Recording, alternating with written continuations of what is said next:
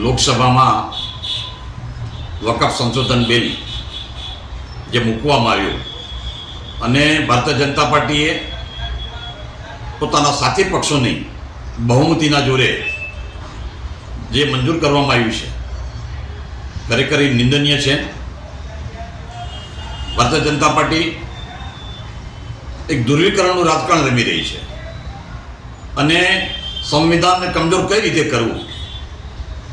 કોંગ્રેસ પક્ષ અને વિપક્ષ હંમેશા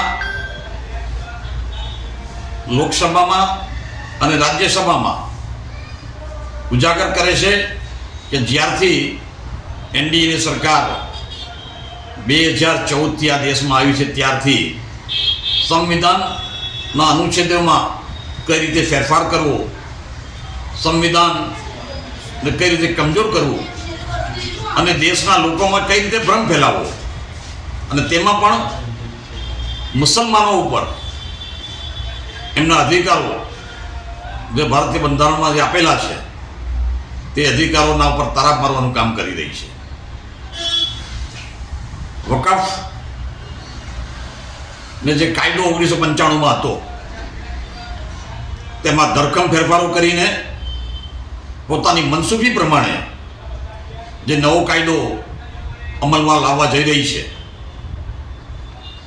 પાર્લામેન્ટમાં વકફ સંશોધન બિલમાં વિપક્ષના અનેક લોકોએ જે વાતો કરી છે,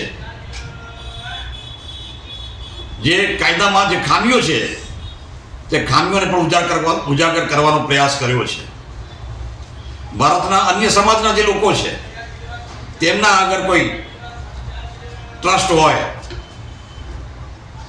તેમના કોઈ સંગઠનને લગતા જે કાયદાઓ છે એ કાયદાઓમાં અન્ય સમાજનો કોઈ પણ વ્યક્તિ કે અન્ય ધર્મનો કોઈ પણ વ્યક્તિ તેમાં ન હોઈ શકે તો પછી વકફ સંશોધન બિલમાં વકફ બોર્ડ અને વકફ પરિષદમાં શા માટે નોન મુસ્લિમ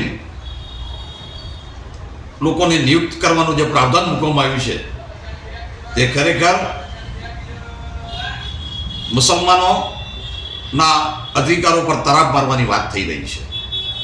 ભારતના બંધારણમાં આર્ટિકલ 14, આર્ટિકલ 25, 26 અને અન્ય આર્ટિકલોમાં જે રીતે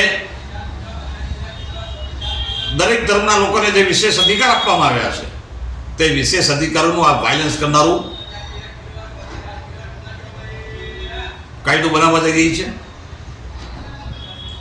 હું ખાસ કરીને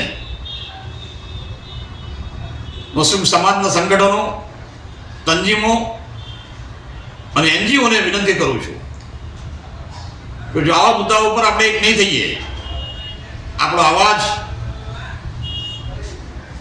હિંસક રીતે રજૂ નહીં કરીએ તો ભારતીય જનતા પાર્ટી તેના છુપા એજન્ડાઓને પૂર્ણ કરવામાં વાર નહીં કરે. મુસ્લિમ સમાજના લોકોએ પણ એક થવું પડશે અને જે વિઘટનકારી પરિબળો છે ભારતીય જનતા પાર્ટી અને આરએસએસ કે જે મુસ્લિમ સમાજમાં જે વિઘટન શક્તિઓનો ઉપયોગ કરીને જે મુસ્લિમ સમાજની જે તાકાતને છિન્ન ભિન્ન કરવા માંગે છે, વિભાજન કરવા માંગે છે, મુસ્લિમ સમાજે એવા લોકોથી પણ ચેતવાની જરૂર છે.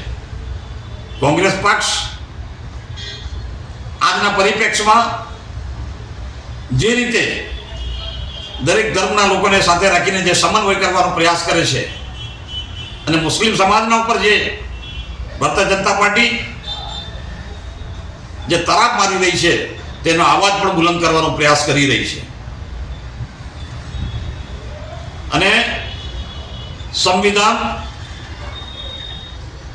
ને કમજોર કરવાનો જે પ્રયાસ ભારતીય જનતા પાર્ટી કરવા જઈ રહી છે તેના માટે આપણે એક થવું પડશે.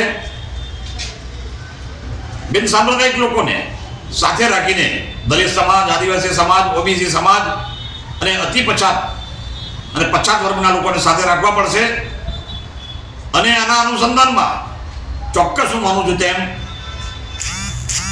આપણે એક રણનીતિ બનાવવી પડશે નહીં તો આવનારા દિવસોમાં વકફ સંશોધન બિલ તો પાસ લોકસભામાં કર્યું છે, સમાન સિવિલ કોડનો કાયદો પણ ગુજરાતમાં લાવવા જઈ રહી છે. એટલે કે આપણું ઈમાન, આપણી ઇબાદત પર પણ તેઓ કુઠારાઘાત કરવા જઈ રહી છે. ચોક્કસ આપણે જો એક નહીં થઈએ તો આવનારા દિવસો આપણા માટે ગંભીર પરિણામો લઈને આવશે. વકફ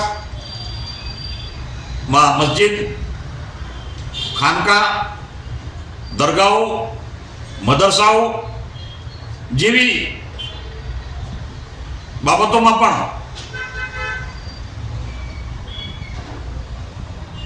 ભારતીય જનતા પાર્ટી